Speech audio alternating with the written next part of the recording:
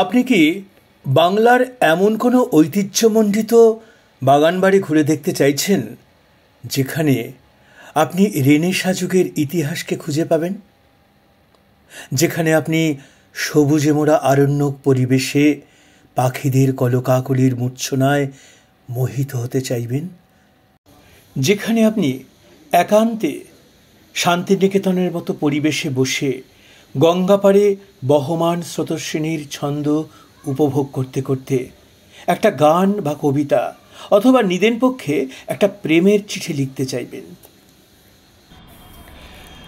আসলে কর্মব্যস্ত রুটিন মাফিক জীবনের মাঝে মাঝে ভ্রমণ যে কতখানি অক্সিজেন এনে দেয় সেটা ভ্রমণপ্রিয় মানুষরা সবাই উপলব্ধি করতে পারেন। লম্বা সফরই হোক কিংবা সপ্তাহ শেষে কয়েক ঘন্টার ঝটিকা সফরই হোক, সব ভ্রমণেরই একটা ভিন্ন স্বাদ রয়েছে। আর সেই স্বাদ উপভোগ করতেই আজ দুপুরে আমরা কর্তাগিন্নি আমাদের উত্তরপাড়া ভদ্রকালীর বাড়ি থেকে বেরিয়ে একটা অটোতে চেপে বসলাম। তারপর জিটি রোড ধরে 5 থেকে 7 মিনিটের মধ্যেই হাজির হলাম কোন্নগরের 2 নম্বর মীরপাড়া লেনের মুখে। রাস্তার ধারেই সুন্দর একটা তোরণ, আর তার পাশেই রয়েছে ভুবনজয়ী চিত্রশিল্পী অবনীন্দ্রনাথ ঠাকুরের আবক্ষ মূর্তি। পথ চলতি এক ব্যক্তিকে জিজ্ঞাসা করাতে তিনিই বলে দিলেন, এই গলিপথে এগিয়ে গেলেই অবনীন্দ্রনাথ ঠাকুরের বাগান বাড়ি পেয়ে যাব। এই 2 নম্বর মীরপাড়া লেনের দুধারে উঁচু পাঁচিল, পাঁচিলের গা বরাবর বিভিন্ন ধরনের গাছের সারি। এই পথেই সামান্য এগিয়ে যেতেই পৌঁছে গেলাম অভীষ্ট গন্তব্যে, মানে কোন্নগরের অবনীন্দ্রনাথ ঠাকুরের বাগান বাড়িতে। বাগান বাড়ির মূল গেটের বাইরে রয়েছে টিকিট কাউন্টার। টিকিটের মূল্য মাত্র 10 টাকা। গেটের বাইরেই একটা বেসরকারি পার্কিংয়ের বাইক বা সাইকেল রাখার ব্যবস্থা আছে। কাউন্টার থেকে 10 টাকার বিনিময়ে টিকিট কেটে নিয়ে আমরা গুটি গুটি পায়ে প্রবাদ প্রতিম কালজয়ী শিল্পীর স্মৃতি বিজড়িত বাগান বাড়ির ভেতরে ঢুকে পড়লাম।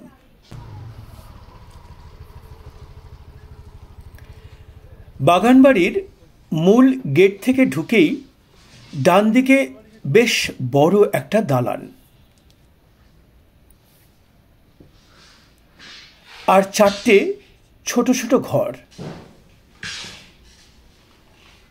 বাড়ির মধ্যে বিভিন্ন হস্তশিল্পের সামগ্রী, গাছ, ছবি, বেশ সুন্দর করে দালানটাকে সাজানো হয়েছে।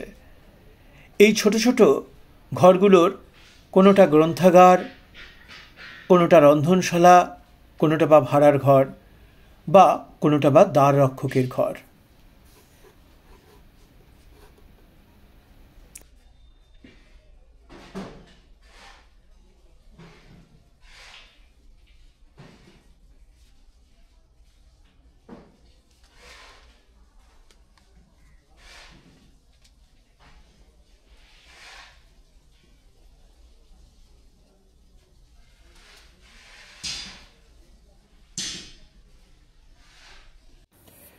গ্রন্থাগারটাকে একবার দেখার লোভ সম্বরণ করতে পারলাম না। কাউন্টারে বলতেই ওনারা তালা খুলে আমাদের ভেতরে ঢুকতে দিলেন। ভেতরে অবনীন্দ্রনাথ ঠাকুরের নিজের লেখা ক্ষীরের পুতুল এবং আরও কয়েকটি বই ছাড়াও বিভিন্ন স্বাদের বিভিন্ন রকমের বই সংরক্ষিত রয়েছে।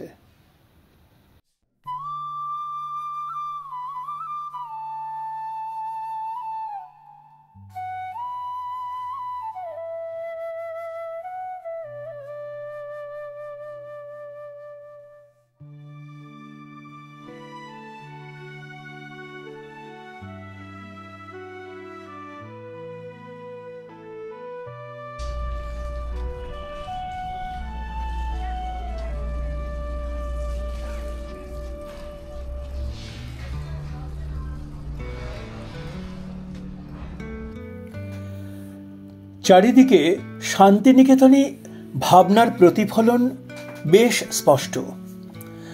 প্রবাদ প্রতিম চিত্রশিল্পীর যে বাড়ি থেকে আঁকায় হাতেখড়ি হয়েছিল, সেই বাড়িটা যে শিল্পের সূতিকাগার তার বলার অপেক্ষা রাখে না।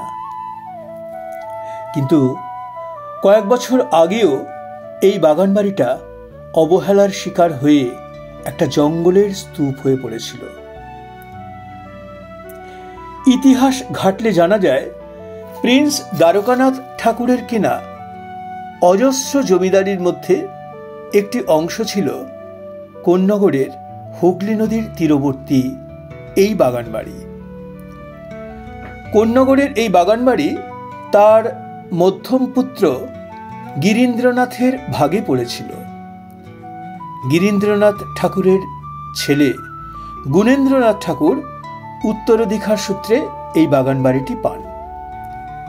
গুণেন্দ্রপুত্র অবনীন্দ্রনাথ ঠাকুর মাঝে মধ্যেই ছোটবেলায় এই বাড়িতে ছুটি কাটাতে আসতেন। এখানেই তার শিল্পী জীবনের হাতেখড়ি। শিল্পী তার আত্মজীবনী জোড়াসাঁকোর ধারেতে লিখেছেন, কোন্নগরে কি আনন্দেই কাটাতুম। সেই সেবার কোন্নগরে আমি কুড়েঘর আঁকতে শিখি। বাগানবাড়ির গা দিয়ে বয়ে চলা নদীর স্মৃতি, আশেপাশের গাছগাছালি, পরিবেশ, কুড়ে ঘরের স্মৃতি মাঝে মধ্যেই ভিড় করত শিল্পীর মনে। তার বিভিন্ন লেখনীতেও সেই সবের উল্লেখ রয়েছে। শিল্পীর শৈশব জীবনের একটা বড় অংশ এই বাগান বাড়িতে কেটেছে। বহু প্রাতঃস্মরণীয় ও বরণীয় ব্যক্তিত্ব এখানে এসেছেন।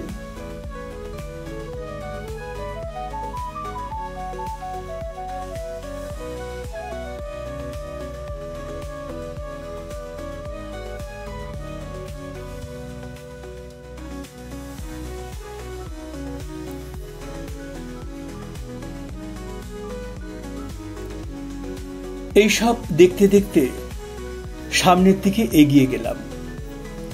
বিভিন্ন ফুল ও ফলের গাছ, দুধারে সবুজ ঘাসের গালিচা, বিভিন্ন গাছের সমাহার। পাশ দিয়েই ছান্দিক গতিতে বয়ে চলেছে হুগলি নদী। প্রাত্যহিক জীবনের যে কোলাহল, সেটা যেন কোনো এক জাদু মন্ত্রে নিমেষেই উধাও হয়ে গেছে। চারিদিক জুড়ে এক অদ্ভুত নিস্তব্ধতা। মাঝে মধ্যে সেই নিস্তব্ধ প্রকৃতিকে বাংময় করে তুলেছে নানান পাখির ডাক। কিছুটা এগোতেই সাদা বাড়িটা চোখে পড়ল। শিল্পীর বাড়ি। এই বাড়িটাতে অভিজাত্যের ছাপ বেশ স্পষ্ট।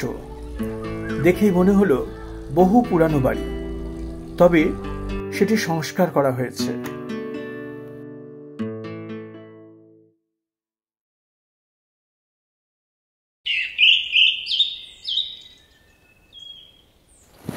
বাগানের দক্ষিণ প্রান্তে হযরত গাজী আমির শাহ এই পীরের সমাধি।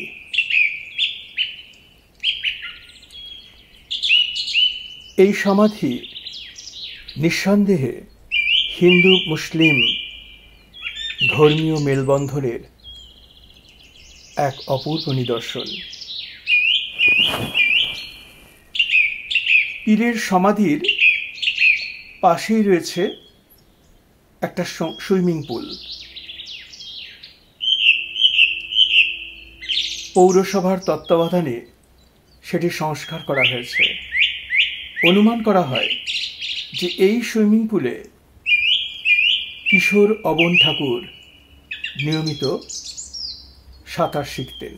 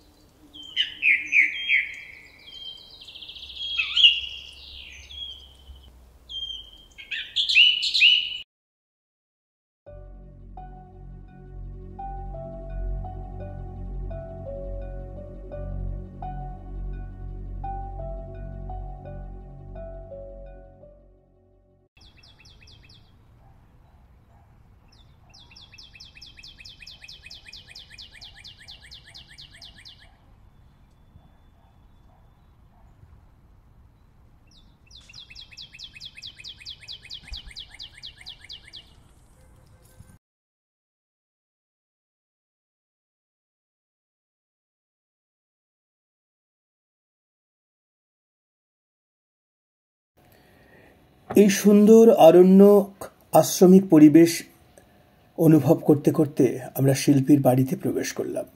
সেখানে লেখা আছে, you are under CCTV surveillance, আপনি সিসিটিভি ক্যামেরার আওতায় আছেন। এই সতর্কবাণী মনের মধ্যে রেখেই দর্শকদের ভেতরে ঢুকতে হয়।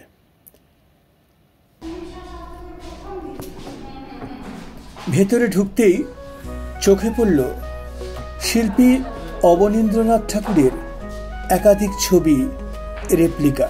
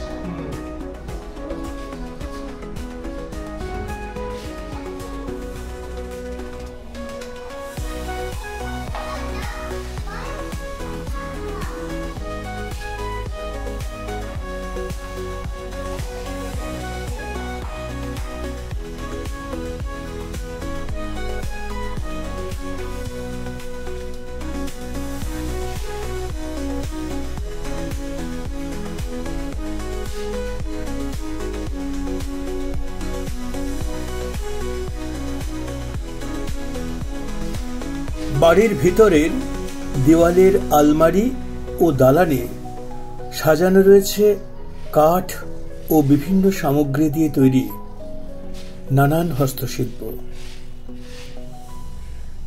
একে একে সব ঘুরে দেখলাম।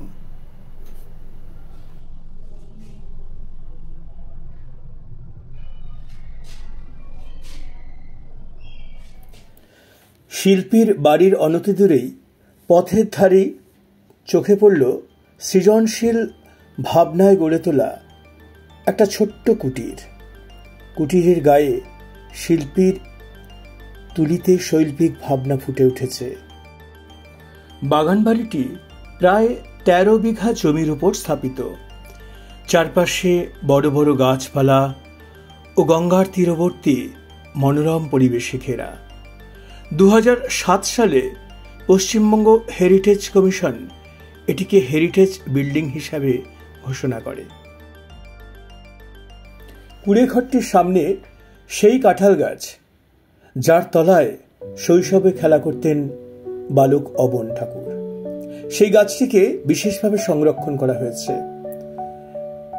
তার স্মৃতিচারণায় অবন ঠাকুর লিখেছেন, উত্তর দিকে মস্ত ছাতার মতো নিচু একটা কাঁঠাল গাছ। খড়খড়ির সামনে ছিল কাঁঠাল গাছ। জ্যোৎস্না রাত্রির চাঁদের আলোয় কাঁঠাল তলায় ছায়া পড়েছে ঘন অন্ধকার।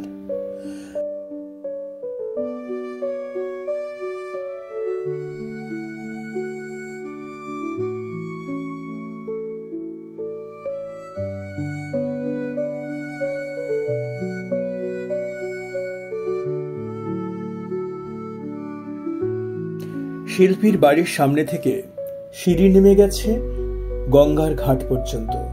নিরাপত্তার কারণেই ঘাটে তালা দেওয়া রয়েছে। ওপারেই পানিহাটি।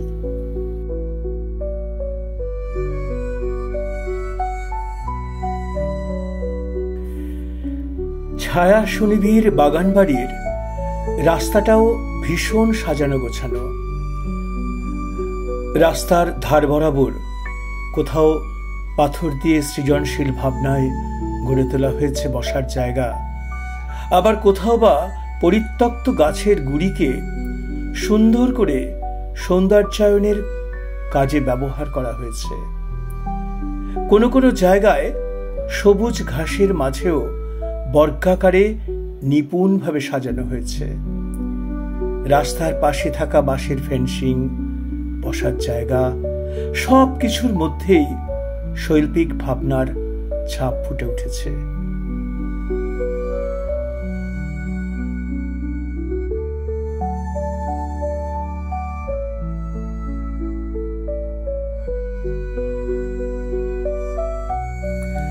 ঘড়িতে এখন বিকাল 5টা। আজকের মতো সময় শেষ। এই কোণে দেখা গোধূলি বেলায় সূর্যের শেষ আলো যখন অবনীন্দ্রনাথের বাগানবাড়ির সবুজে মিশে যায়, বাতাসে তখনও যেন ভেসে আসে তার রং তুলির মায়া। এই বাড়ির প্রতিটা ইট, প্রতিটা গাছ, প্রতিটা ছায়া সব যেন আজও বলে চলে তার গল্প। আমরা কি সত্যি বিদায় নিতে পারি এই ইতিহাসের বুকে দাঁড়িয়ে, নাকি এই সন্ধ্যার ছায়ায় আরো একবার ফিরে আসার প্রতিশ্রুতি রেখে যাই? খুব তাড়াতাড়ি আবার নতুন গন্তব্যে দেখা হবে। ততদিন পর্যন্ত ভালো থাকুন, ভ্রমণ করুন আর ইতিহাসকে হৃদয়ে ধারণ করে থাকুন। ইতিহাস ও বর্তমানের সংমিশ্রণে গড়ে ওঠা বাংলার নতুন পর্যটনের ঠিকানা এই অবন ঠাকুরের বাগানবাড়ি অবশ্যই দেখে যান। আর হ্যাঁ, অতি অবশ্যই আমাদের চ্যানেলটাকে সাবস্ক্রাইব করে লাইক আর কমেন্ট দিয়ে আপনার মতামত জানিয়ে দিন।